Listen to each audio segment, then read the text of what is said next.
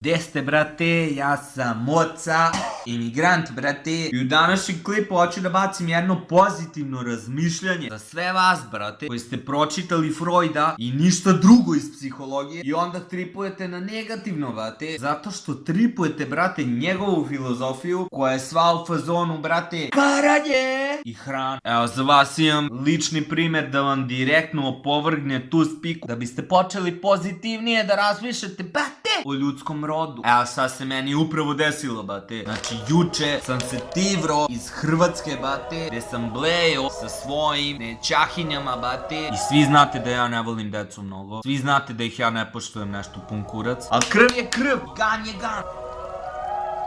I dok sam se pakovao, moja trogodišnja nećahinja je bila u zonu. Ša se radi? Hoću da pomognem.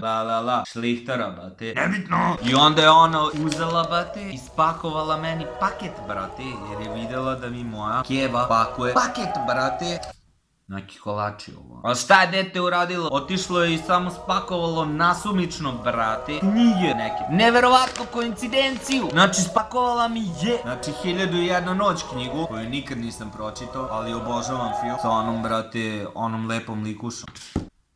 Znači spakovala mi je, brate, Erving Hemingway novele, brate. Koja je knjiga, brate, koju sam iskoristio za jedan od prvih mojih najuspešnijih, brate, klipova. Liječenje disanjem, brate, jer zna da sam pušač.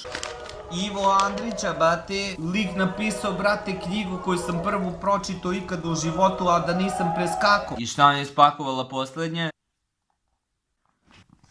Spakovala mi je priručnik za opće vojni dio stručnog obrazovanja, rezervnih vojnih rješenja Socijalističke Republike Hrvatske.